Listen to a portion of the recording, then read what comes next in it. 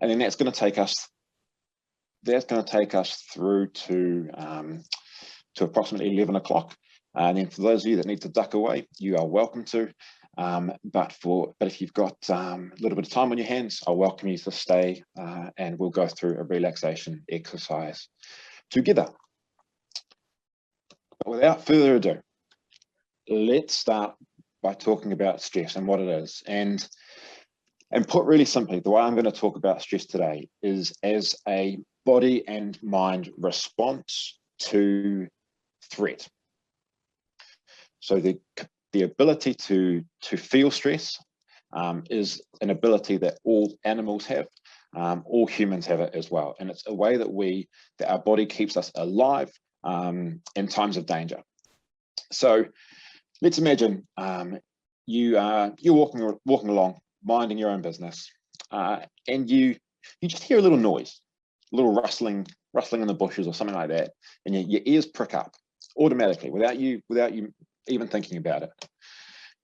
You look around to find out if what's going on is dangerous to you. Eyes go wide, and then if you make a decision that something in your vicinity is dangerous or threatening, then your body clicks into action really, really quickly and engages the stress response or the fight or flight response. And what that means is that your body gets ready for action to run away, as Calvin's doing here, or if he gets caught by the tiger, then he will need to fight. So what we've got here is the body responding to threat, which in this case is a physical threat of a tiger, and our body is getting ready for action by getting ready to fight or run away. And the changes that go through the body are numerous, but this slide here shows a few crucial ones. So I mentioned to start with, your eyes go wide, and so that's dilated pupils. A really common one people experience when they're feeling stressed is their heart rate increases and their breathing rate increases. And what's going on there is your body is really keen to get as much oxygen into your blood. Oxygen equals energy. And so you breathe quicker to get air into the lungs, and your heart beats quicker to send that energy around the body. The energy goes to your muscles, and you might start trembling because your muscles are now all ready to fight or run away. And you might also experience that as a tenseness in your muscles. After a long day, we've been a bit stressed, your muscles, your shoulders ache. That's because they've been tensing on alert to sort of fight or do something like that. Now, the pale or flushed skin, that's because your body sends blood away from organs that aren't so important. So when you're fighting or running away, it's not so important that your blood is at the surface of your body. It's more important that it's in the important muscles. And similarly, the blood doesn't go as much to your digestive system, and that's why people, when they are feeling stressed, can often feel butterflies in the stomach, and sometimes as well need to go to the toilet more frequently than normal, because your digestive system isn't functioning as well when you're stressed. So we've got stress, or the fight or flight response, as a response to your body or your brain perceiving danger in the world. Now, here's probably the first crucial part of anything that I've said today, is that this system was designed to deal with physical threats. So it was designed to get you out of trouble when you're being stalked by a tiger, or it's designed to get you out of trouble when when you've sort of stepped over to the road, you haven't looked where you're going, a bus is bearing down on you, and you sort of really quickly get out of the way. So it's designed to primarily deal with physical threats because they are the ones that will harm us the most. But we respond the same way, whether the threat is physical or whether it's something more, no matter what it is, no matter what we perceive it to be threatening. So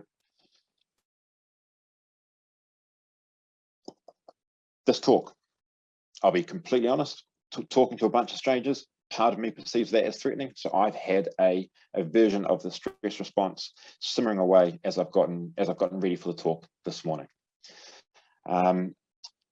Cancer. Obviously, it's not a threat that can be fought or run away from, but still the body responds as if it could be. So we have this finely tuned stress response to deal with physical threats, but we apply it to, it is engaged whenever we find something threatening, no matter what that something is. Key thing about the stress response is that it is designed to go on and then come off. So it's designed to go in short bursts, and then we're designed to recover. So there can be problems when the stress response doesn't turn off, when we're sort of in a situation where we're constantly perceiving threats. That might be during cancer, where there's all sorts of uncertainty. It could be during a lockdown, where you're getting notifications all the time saying, breaking news, new location of interest. If we're bombarded with information that sends a message to our brain and body that we're under threat, then our stress response is going to simmer along at a higher than normal level. And so I've put this picture of a rev limiter here because you'll know that when you're driving your car is designed to really work hard for a period of time. Let's say you're driving up the Bombays, you're sort of, I don't know, you're determined to make a break for freedom, get to level 3, so you're churning up the Bombays. It's fine for your car to rev really high for that period, because it's then going to coast down the other side and recover. And that's what it's like for your body as well, is it's designed to go up and down rather than to stay elevated. That's when wear and tear can be caused for the body, and prolonged stress can, I'm not going to list off all the consequences because it might stress you a little bit more than you need to be. But if your stress levels are elevated for a long time, it can lead to poorer health outcomes. So, as I take a little bit of a pause, because apparently when I'm stressed, I talk a little bit quicker than normal. This graph here is a visual representation of how stress can vary over the course of somebody's cancer journey. Now, of course, for everybody, this is going to be really different. But let's imagine that this is the point here where you are diagnosed with the cancer. You'll notice that before this point, there is still stress in your life. You weren't living stress-free. There was an element of challenge that you're rising to meet, and then there was a period of time where you were recovering from that. And so there were fluctuations in your stress level. But for most people, there's a peak when they're diagnosed, and then actually a sort of a period of stability here as they get used to the idea and gear themselves up for treatment. And then when treatment starts, there can be another peak, because what's this chemo going to be like? What are my radiation therapy symptoms going to be like? How am I going to get to and from these treatments? So an initial peak here, and then you kind of get, for some people, again, different for everybody, you get used to it. We're incredibly adaptable. And it might not be until the end of treatment where, and some people are surprised about this, they get another peak of stress as they start to, treatment's finished, and they start to think, oh crikey, what am I going to do now without my doctor's appointments all the time? I mean, I hated them, didn't want to go to them, didn't want my treatment, but there's actually an element of it that was quite reassuring. And it can be a little bit scary to think about continuing on with life without those appointments. So there can be peaks at various times, but the crucial thing is that there's peaks and then troughs. And so I remember a patient, and I said, looking back on this period, which has been really stressful, what would you have liked somebody to have told you? And they said, I just would have liked to have been reminded that this will pass, that I've been through hard things before, and that nothing is, that it will pass. And I thought this graph sprung to mind when I thought of that everything will peak and then trough, even though it might not seem like it when you're at a peak of distress. So that's the context. Stress, mind and body's response to threat, whether that threat is existing in the world or whether it's something that is more subtle. We respond to it by getting ready for action, and we want to look at ways to make, and what we're doing in this next part is looking at ways to recognize when we're stressed and looking at some things that we can do to decrease our stress levels a little bit. So the first part of this is noticing go back to the car metaphor, I suppose, it's noticing the warning lights on your dashboard that give some clues to you that you've been revving a little bit too hard. And so as psychologists, we often break down the world into the ways people think. So that's the sort of the words in your mind, the thoughts that you have, the ideas, the images, that sort of thing in your head, the problem solving you do. We break it down into the way people feel, and that might be butterflies, might be emotions like sadness, anger, frustration. And we break the world down into things people do. So the actions, things I could see another person doing, like gesturing with your hand on a camera. So things that you think, things that you feel, things that you do.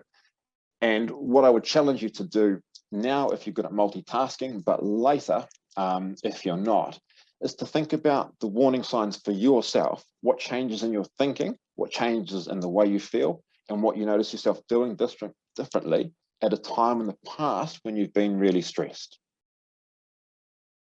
These will be your personal warning signs. Little warning lights on your dashboard, or if you're a nurse, you can think of it like your observations, blood pressure, temperature, heart rate, that sort of thing. And you might even, what would be really illuminating as well would be asking someone that knows you quite well what they notice when you're stressed. And that would probably might give you some information you don't really want, actually, when I think about it. But I know for myself, if I could share some examples, I know for myself, when I'm stressed, I do things quicker than I normally would.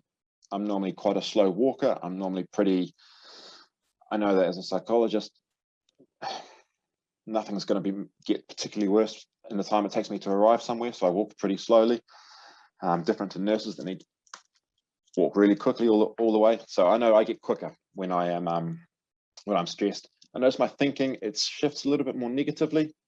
And what I mean by that is I sort of assume that I've done things wrong. My default sort of thinking is that I've made a mistake, that I'm at fault for something. I just notice a bit more of a tendency to, I suppose I see the glass half empty. And then feeling, for me, it's guts. My stress is experienced in the guts. That's my number one clue is changes in butterflies. Those are my warning signs. And so if you can have a think about your own, then that allows you to identify when you're stressed, so that you can then put in place some of the strategies which I'm now about to talk through. At this point, I will mention that I'm throwing a lot of information at you, and the strategies as well. I'm going to throw a lot of information at you. So don't try to remember everything. Don't try to write everything down. My encouragement is to just sit back and let some of them are just going to hit you and go, yep, that makes complete sense. Just take note of those ones, get the other ones, fly right by. And there'll be some information coming after the talk in the form of handouts and things where you can reflect on other things. So don't try and take note of everything here.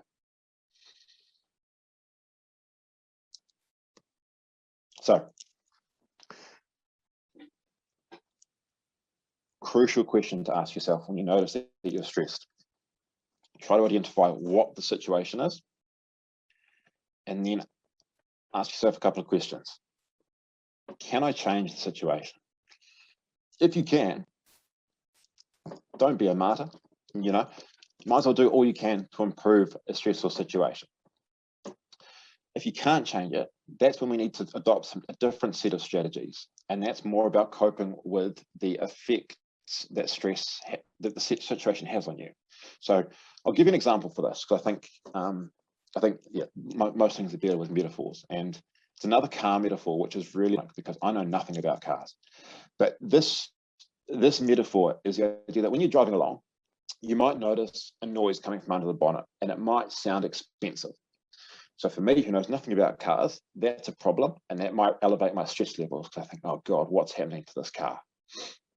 Now, if I ask myself the question, can I change the situation? Can I do anything about this problem? Well, there are a few things. I'm not going to be able to fix it myself, but the most important thing I can do is book it into the mechanic as soon as possible.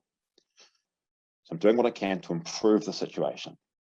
Now, in the time between me getting the car from where I am to the mechanic, the car's going to keep making that noise. So it's going to keep causing me stress. So I need to switch to the embracing it part of it. I need to find, rather than a problem-focused strategy, I need to think of an emotion-focused strategy. And my strategy in this situation is going to be turning up the volume on the radio so that I can't hear that noise. Now you'll see here that the order of those steps is so crucial. Improve the problem as much as you can, and then move on to managing the emotion. If I turned on the radio first and then not done the booking into the mechanic part, sure, I'd feel less stressed, but that problem's going to escalate and get worse. So improve the situation as much as possible, and then do what you can to embrace it. And I'm going to move from the metaphorical now to some real life examples, because I think that's crucial.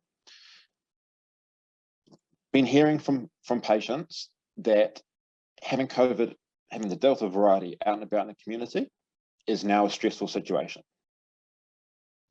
The concern there is my immune system is not functioning as, it's not in tip-top shape. Don't want to catch COVID. So what can I do about the situation? Is there anything you can do to improve your rate, to improve your chances of not catching it? Well, yeah, there are some things you can do. You can send somebody else to the shops for you. You can get in touch with a neighbor, see if they can drop around some food for you. You can try and exercise at a time of the day when there's going to be fewer people around. So earlier in the morning, I've been finding. You can do a bit of research to find out how you can wear your mask in the best, to have it fitted around your face in the best possible way to make it maximally effective. So you can do some steps that will decrease your chances of catching COVID. But then when you leave the house, crikey, it's not going to mean you feel bulletproof. There's still going to be an element of distress. So at this point, we need to work on the emotion focus. And that might be saying to yourself, well, whilst COVID's out there, I know that everybody else is taking this much more seriously than they were before we knew COVID was out there. So thinking about how other people are wearing masks, washing their hands, being careful, etc.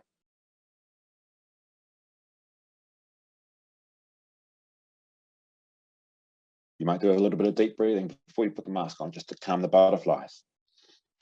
Try to improve the situation and then embrace it afterwards with some stress management strategies.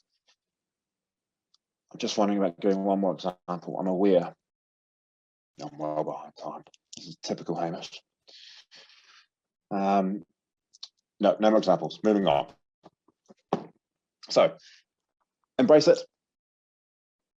And one way of doing that is by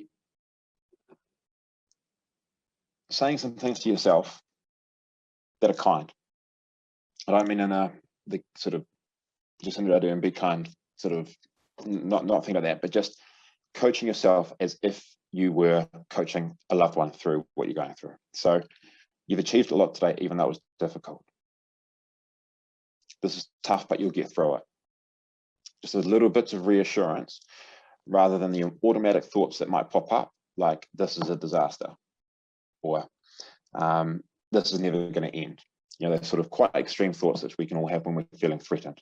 We're just trying to have some more productive thoughts. And I'll give you an example of that with this fella here, just while I rest my voice for a minute, and just have a listen to this guy's reassuring self-talk.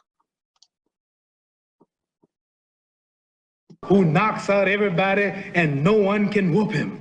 That's when that little Cassius Clay from Louisville, Kentucky came up and stopped Sonny Liston, the man who annihilated Floyd Patterson twice. He was going to kill me.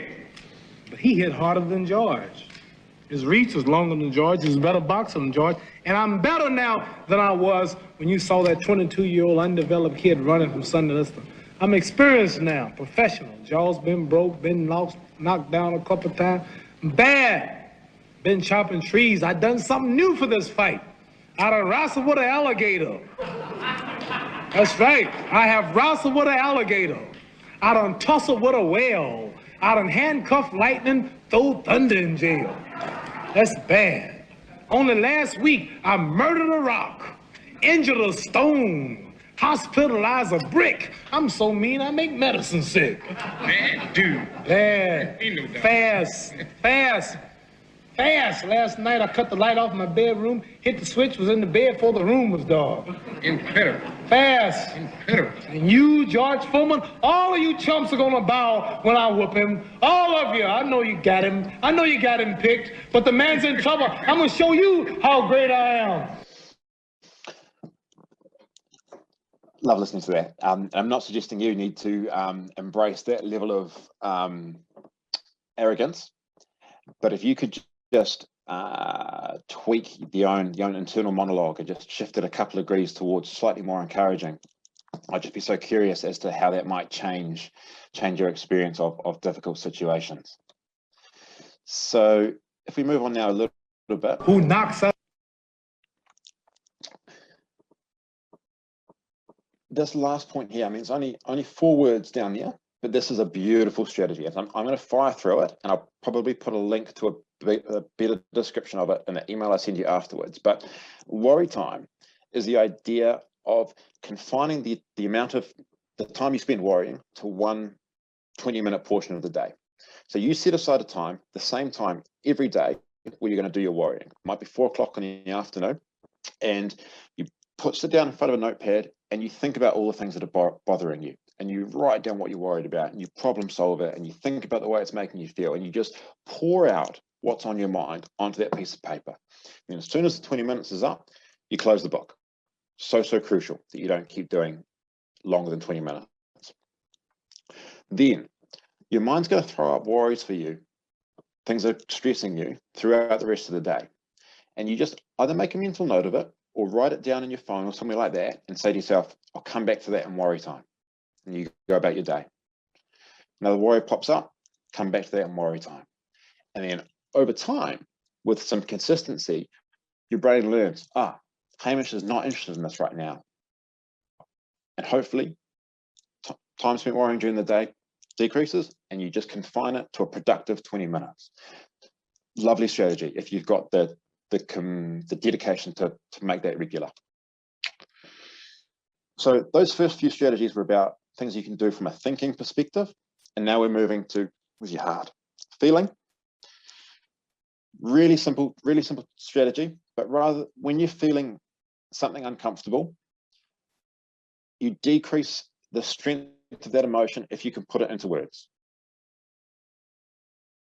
If you can put the way you're feeling into words, that makes it more known for your brain, less unknown. Unknown is scary.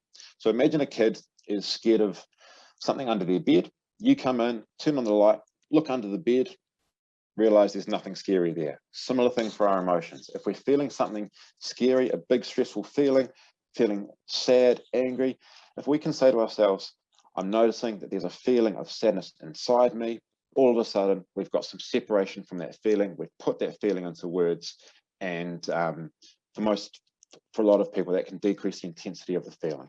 So name it to tame it is that strategy. And there's a difference between saying, I feel like crap, to I'm noticing that there's a feeling of powerful butterflies in my stomach. And lastly, on the emotions front, better out than in. So, I mean, I can probably sum up my whole psychology degree in that, better out than in. So talking to someone, crucial. Exercising, crucial. Someone, I love that, I never forget this. Someone told me when they're feeling angry, they go and angrily pull out weeds. Gorgeous. Or expressing yourself through art. So any outlet for emotions, if you think about emotions being energy that needs to go somewhere, think of a way to get them out in some shape or form. All right, and we are on the home stretch for the stress part, guys. We are now still on feelings. We're close to the home stretch. So what this slide is about is when you're going through a cancer experience, there are a lot of things that are that can produce unpleasant symptoms. Radiation therapy, chemotherapy, doctor's appointments. And so there are things that you're doing that can make you objectively, like they are just making you feel icky. So actively trying to seek out things that make you feel good is so crucial. Trying to listen to music that you enjoy, trying to cook food that you enjoy, trying to have more hugs than you normally would. Rather than putting on the news, putting on something that makes you laugh, like watching, I don't know, a kid's movie, rather than watching the news. And I've underlined and bolded avoiding the news because I'm hearing from people that at the moment, we're just getting bombarded with all of these notifications, these locations of interest, that there's alert level changes, there's not going to be alert level changes. None of this stuff is breaking, but it is all signaling to us that we're in a threatening environment. And so the more you can avoid that, the less your brain needs to be on alert all the time. So being a conscious consumer of news, maybe like Warrior Time, you do it for a certain period of the day only, rather than, so you choose, rather than have it bombarding you. Maybe you don't need to watch the briefing every day. If it's just going to be numbers, does it affect you? You know, just being really, really clever about what you consume.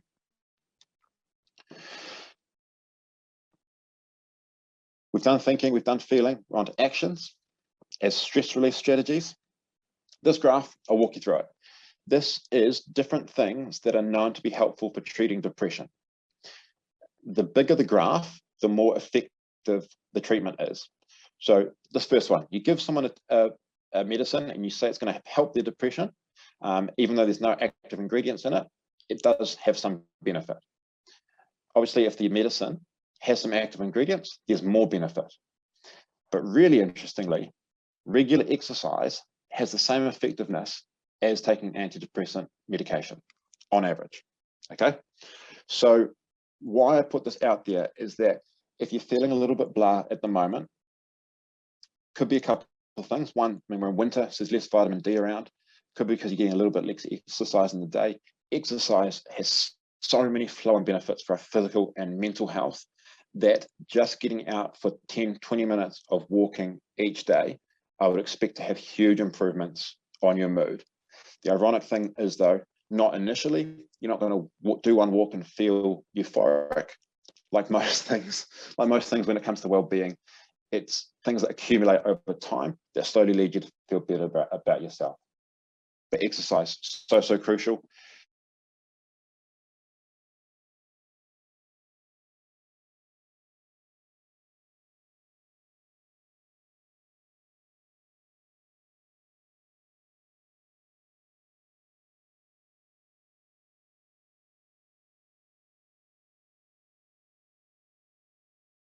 And you might not be able to walk. Trying to be creative with what you can do is crucial at this time. So maybe a bit of yoga. And I mean, you might be a bloke who used to be mountain biking, and then you're battling cancer at the moment, and all of a sudden you don't have the same muscle mass, and you would have never considered yoga, but that flexibility to recognize to yourself, hey, I enjoy exercise, so I want to do it in some shape or form. I'm going to give yoga a crack. That might make a huge difference in you. So this link here is to a firefighter in Northland who runs some yoga, which some cancer patients have recommended to us. There's also free stuff on YouTube. These ones here are just thinking about in lockdown how your daily routine has changed. And I've put commute there because that is something that may now be missing from your day. For a lot of people, that's a blessing because you've got a lot more time in a day. But what are you now doing with that commute time? The commute time normally is a chance for people to psych themselves up for the workday. It's a time to be alone. It's a time to daydream. It's a time to read a book, maybe time to do exercise. At the end of the day, it's a time to decompress. If you now no longer have a commute in your day and you're just filling it with extra work, or you're not giving yourself that buffer, it might be worth considering how you can bring about some sort of something that signals to you my workday has started and my workday has ended. So that's particularly relevant to lockdown.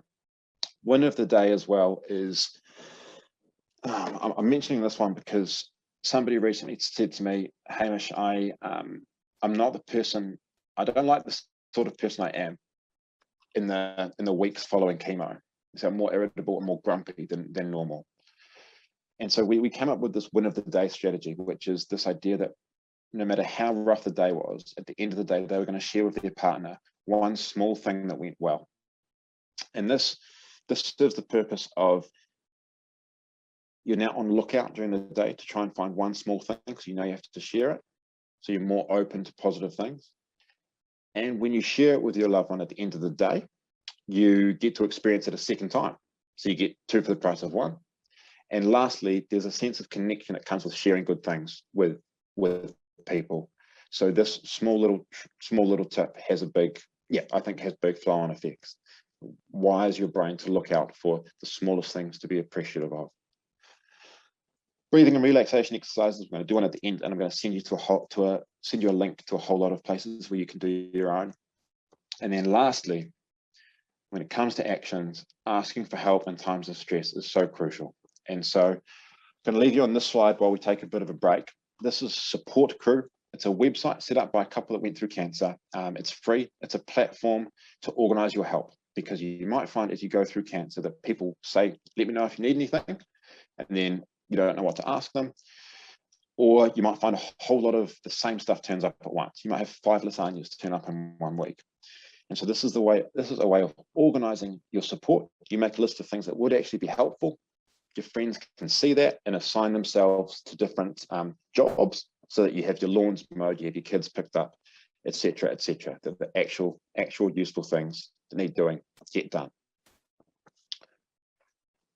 Alrighty, 5 minutes behind schedule. I'm amazed at that. That is not bad at all for me. We're going to take a quick break. So I'm going to kick back into things just after 22. So 3 minutes. Please go and stretch your legs. Please grab a cup of tea. Do whatever you need to do. If you want to hang around and ask me questions, I'm not going anywhere. So please feel free to pop a question in the chat, or unmute yourself if you'd like to ask me. If you'd like to have a chat in person. Just be aware, if you do unmute yourself, your voice will be recorded on this talk.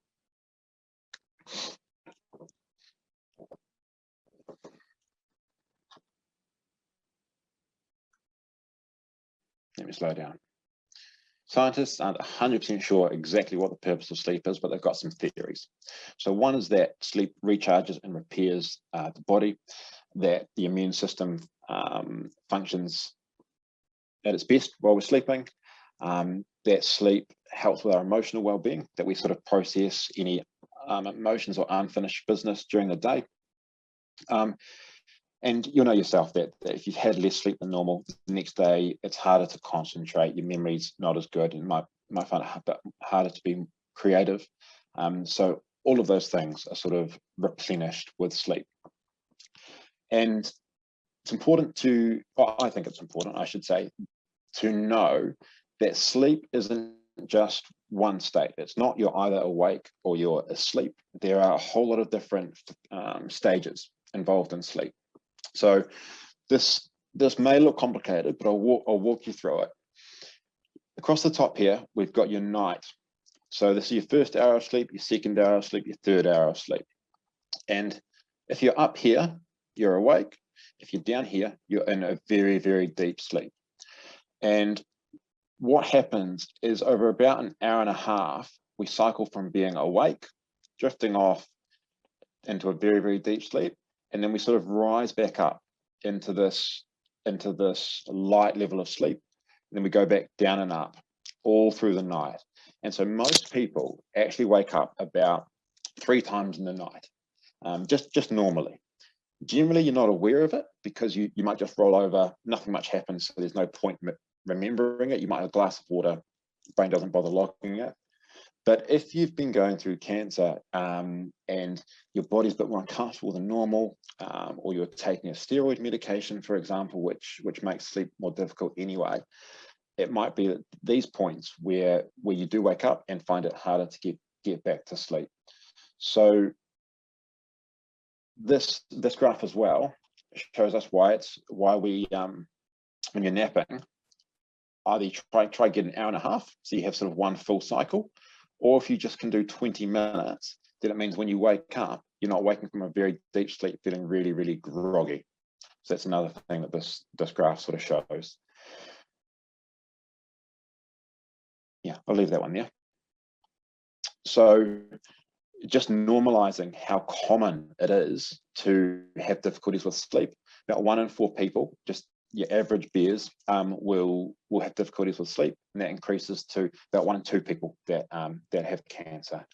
And the reasons for that in people with cancer is things like physical changes in the body, feeling a bit more uncomfortable due to pain, more frequent urination at night, dry mouth, itchiness, tingling, any sort of physical sensation that could be caused by medical interventions, and also, as I mentioned, the steroids. Taking steroids makes it much harder to get to sleep. If you're in hospital, obviously sleep is much more difficult to come by because of the noises around you and people poking and prodding you. But that can have some flow-on effects later on, that if you have had an extended time in hospital, it can take a while for you to sort of return to normal, as if you've been a bit jet lagged, because generally in hospital you catch sleep whenever you can. So that can throw your body clock out of rhythm. Of course, feeling stressed as well, that underlying niggle that comes with facing cancer, that fight or flight, perceiving threat, your body getting ready for action, that's not conducive to falling asleep at night. So if you are struggling with sleep, you've got really good reasons for that to be the case during cancer. And I just want to mention, before I go any further, that the techniques I'm going to be talking about now to improve sleep are more relevant when there's no good reason for you to be really tired. So if you're recovering from an operation, for example, you just sleep whenever you need to. You just listen to your body. Do what you need to do to get your energy back. If you're sick, just do what you need to do.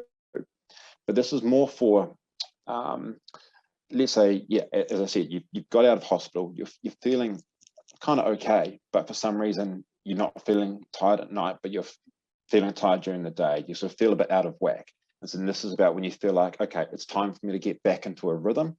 What can I do? So I always mean to change this slide. I forbid you from reading all of these words, okay? These words aren't important.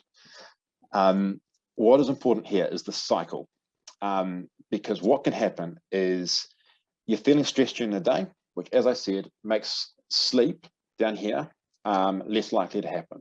So if you have a poor night's sleep, and the next day you feel a bit rough, which can raise your stress levels as you get ready for the next night of sleep, because you're desperate to sleep. Am I going to have a good sleep? I can't have another night tossing and turning. My body just can't handle that. Stress levels rise again, makes sleep less likely, so you feel even worse the next day, and you get caught in this vicious cycle where you're stressed about not sleeping, which makes sleep less likely to happen. So relaxation techniques, anything that decreases your stress level at night, is a crucial thing to breaking this cycle.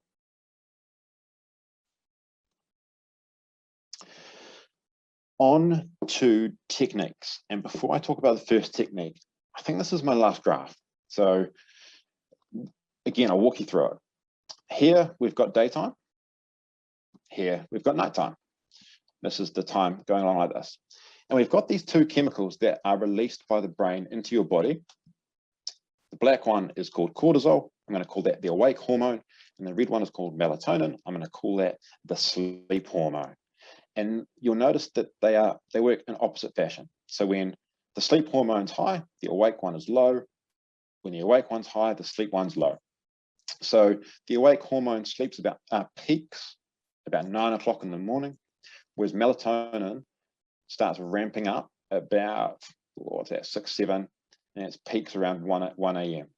Now the really important thing here is that the timing of this sleepy hormone, timing of this peak, is determined by when you get sunlight on your face in the morning. Not solely on that, but a lot of it is determined by when your body properly wakes up. So if you can wake up, get some sunlight on your face, get your heart rate elevated, then that sends a signal to your body, all right, I need my awake hormone firing, I need my melatonin, my sleep hormone peaking in about, about 15 hours time. So when it comes to your environment, try to get some sunlight on your face, even more crucial in winter than normal, and a little bit of exercise, just something that sends a signal to your body, this is the time to be awake. Then when it comes to nighttime, try to make your environment, your bedroom, as dark as possible, as quiet as possible, and interestingly, maybe a little bit colder than you think, around 18 degrees. That's the ambient temperature. I don't know what it means under the covers and stuff, but actually when hot is not your friend when you're trying to get to sleep. You might yeah, one of the reasons why having a shower is a good time at night is you get your body temperature high, and as you cool down from the shower, that sort of signals sleepiness, that cooling down. Alrighty, so sort of a humorous example there of how your body and mind can learn to associate one thing with another thing. And this picture here is just a picture of that scientist that he mentioned. And you'll be able to think of other examples in your life of this. For example, you might not need to go to the bathroom, but walking into a bathroom might signal to your body, oh, time to take a leak here. You might walk past the hospital and you might notice your heart rate increases and you feel a bit tense for no particular reason, because you associate the hospital with unpleasant things happening to you. We learn a lot of associations, and particularly in lockdown, if we're doing things in our bedroom which aren't sleeping, then, and I'm not going to tell you where I'm doing this presentation from, then we're learning that our bedroom is a place where we're awake, where we're thinking, where we're stimulated. And so as much as possible, you want to make your bedroom a place where you only sleep and have sex, nothing else. So try not to eat in bed, try not to do emails, try not to fight with your partner, have arguments, things like that. Try to make your bedroom this environment where you sleep so that your brain knows, okay, when I walk through those doors, sleep's what's happening next. And part of that as well is if you are in that vicious cycle of feeling anxious about sleeping, or for whatever reason, let's say you're in bed and you're not asleep after 20 minutes, what you can try and do is get up, go into a different room, make sure the lighting stays low, and do something a little bit dull. Read a book, something that's not working you up too much until you feel tired, then go back to bed. Again, if it takes about 20 minutes and you're not asleep, get back up, because you don't want to train yourself to, you don't want to learn that your brain, you don't want to train yourself to, you don't want your brain to associate the bed with the place where you lie awake. That's what I'm trying to say there. So this I call the 3 R's: routine, regularity, and routine.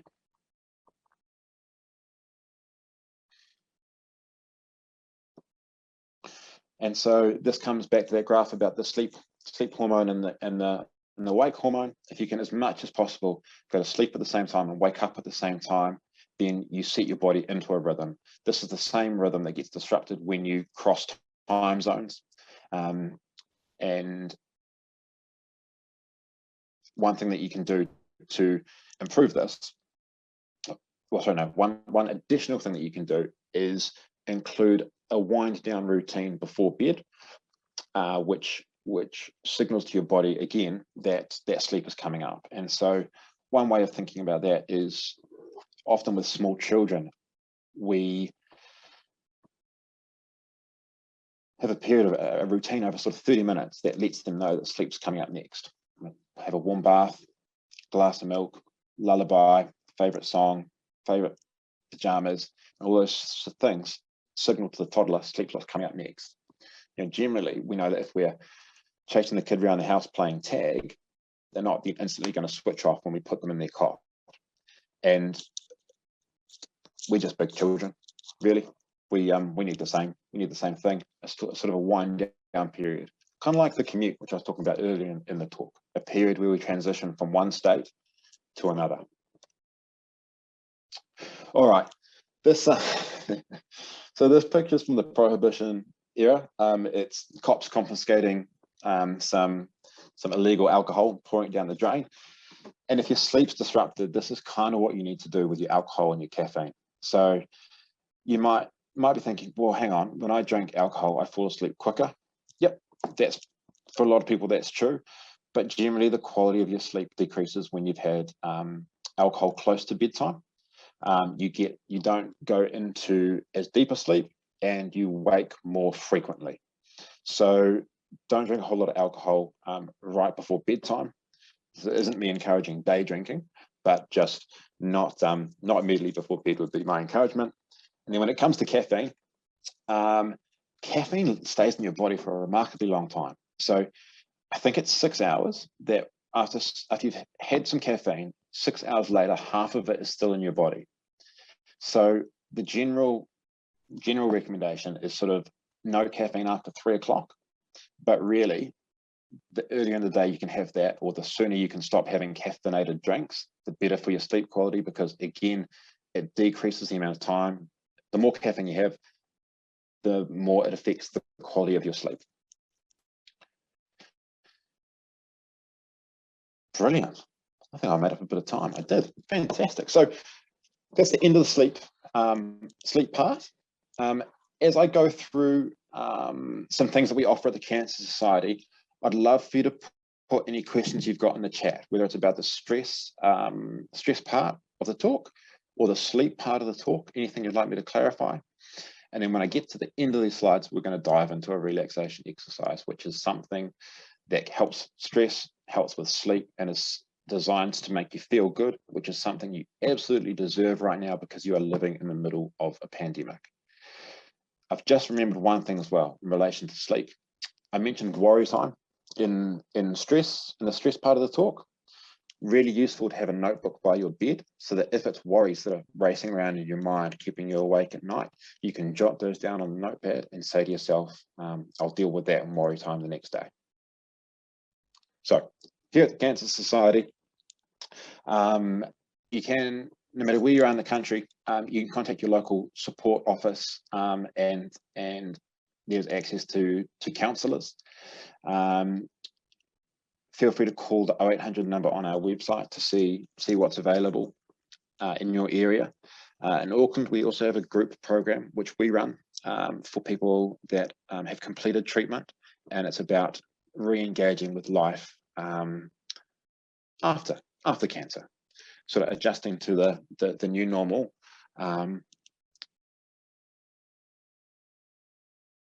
With other people who are in a similar situation to you. So that's a great program. Highly recommend that one.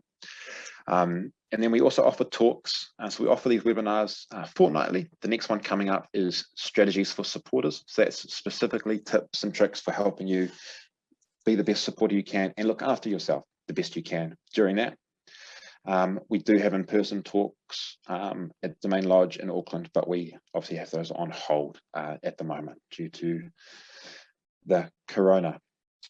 So get in contact with the Cancer Society, call 0800 Cancer, and that's for information if you've got any questions about cancer, or if you'd like to access counselling services. We've got a website there, and any health provider can refer you for counselling as well.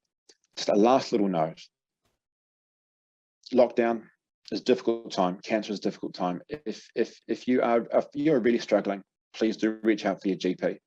They will be able to link you into local services. But if you need to speak to someone 24/7, there is the number 1737, which you can text or call. And that is our national mental health helpline. So 1737 if you need to talk to somebody 24 hours a day, 7 days a week. I'm just going to open up the chat, see if there's some questions. Sharing the PowerPoint.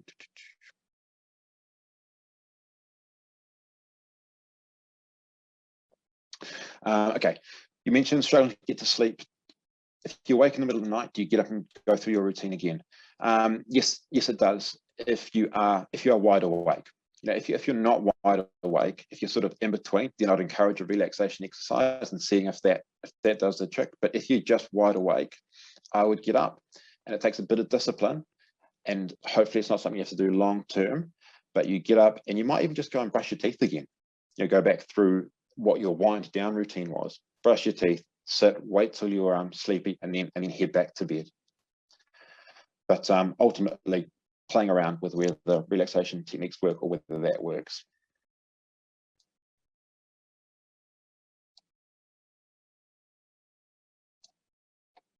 Cool. Alrighty, guys. So if you need to head away, please do so with a clean conscience. I've enjoyed your company, even though it's been a monologue, and I will rip now into a relaxation exercise. So I'm going to talk, which I've been doing for an hour and a half, but this is a little bit different. I'm going to give you some instructions which will allow you to relax your mind, relax your body, and hopefully generate good, calm, warm, relaxed feelings inside you. And if there was any sort of stress response simmering away in your body, we're hoping to flick that into a different response of your body, which is the rest and digest, the calming system. So all you have to do is sit there. You can close your eyes if you'd like to, or if not, just sort of focus your gaze somewhere, listen to my instructions with an open mind. And if anything doesn't feel good, don't do it. And yeah, just see what happens. You'll know the exercise is finished when I say open your eyes. This will take about 10 minutes.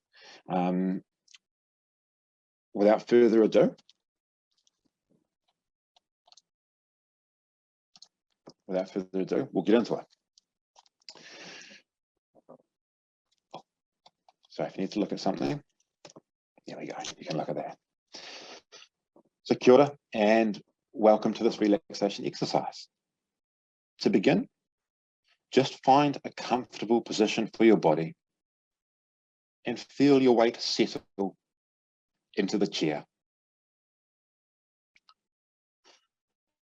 Whatever you were doing before this and whatever you're going to do afterwards aren't important right now. All that matters is for you to slowly settle into the chair and just be comforted by the feeling of support that the chair provides you. And as you settle in, just focusing your attention on my voice, you might notice some other sounds around you. I want you to go through a little checklist in your mind. Each sound that you can notice, just sort of check it off this list. There's the sound of the wind, then let it go. There's the sound of the kids, not important right now. Just acknowledge whatever sounds are around you as your body settles and your mind slows.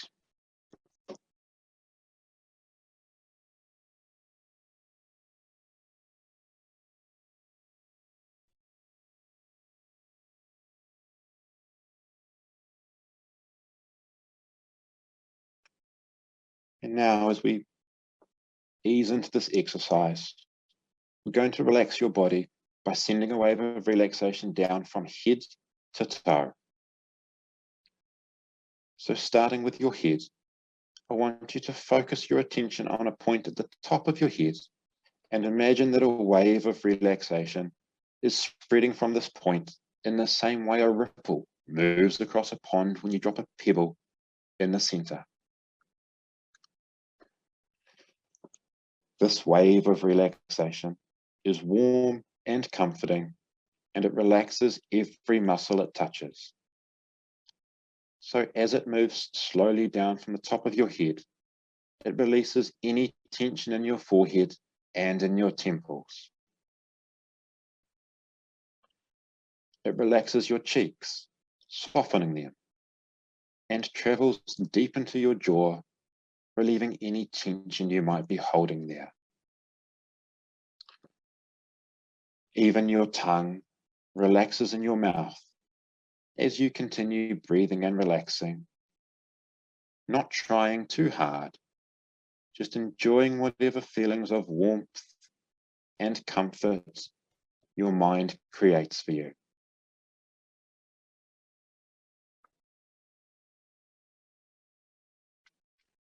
And this wave now moves down, relaxing all the muscles in your neck before spreading down over your shoulders, making them drop a little lower as any tension they were holding evaporates to be replaced by relaxation.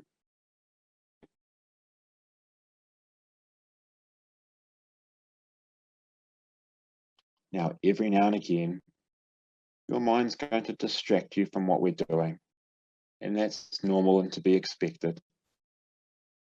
Every time it happens, just pick back up wherever we're at. And where we're at right now is the wave traveling down both of your arms, down your upper arms, relaxing the muscles there, down past your elbows, into your forearms, as all the muscles in your forearms relax. And down into every inch of your hands and fingers, as any tension in your arms just drips out your fingertips.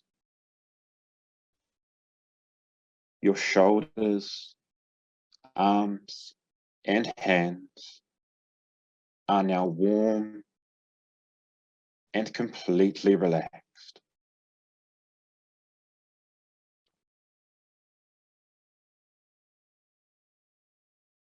Your arms are warm and relaxed.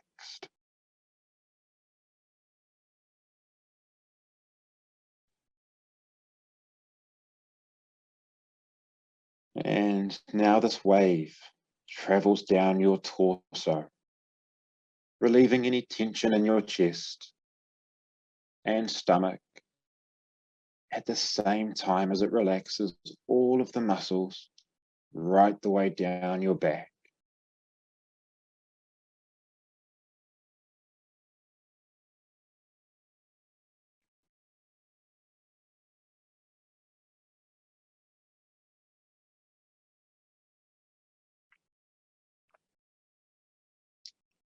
This wave of relaxation continues down over your hips and into your legs, bringing warmth and comfort into your thighs.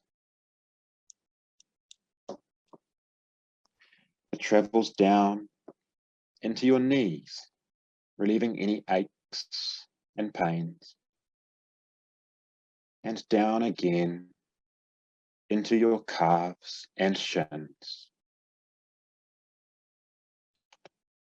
This wave travels down past your ankles and into your feet, so that any tension that was in your legs just drips out of your toes until your legs are warm and completely relaxed.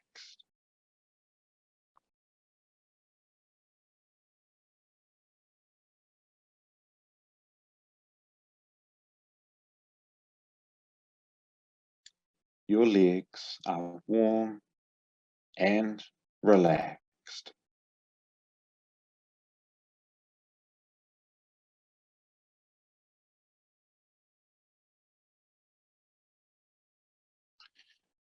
And now, just for a few moments without my instructions, enjoy this warm, comfortable feeling of relaxation that you have generated throughout your entire body. Your entire body is warm and relaxed.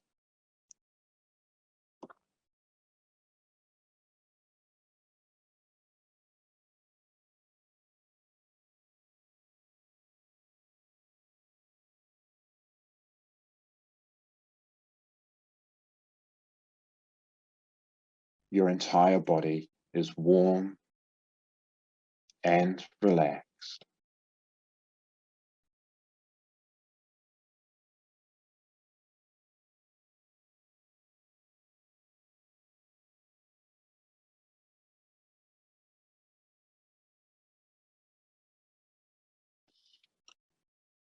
This feeling of relaxation is something that you have generated yourself using your mind. It is always available to you should you need it. And the more you practice, the quicker and deeper you will be able to relax. You deserve this moment of peace now more than ever.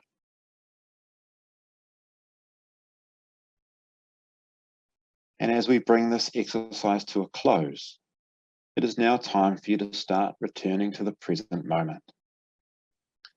So with your eyes still closed, just gently start to reawaken your body as your mind returns to its normal level of alertness.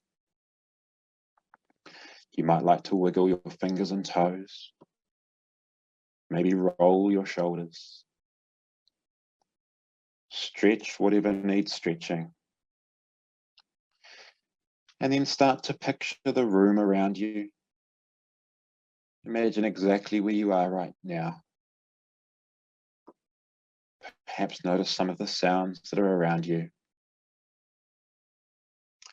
And then, whenever feels right, whenever you're ready, feel free to open your eyes and become fully alert. Open your eyes, becoming fully alert, feeling calm, relaxed, and rejuvenated, and ready to take on the rest of the day. So take a moment before you head on with the rest of your day. And I hope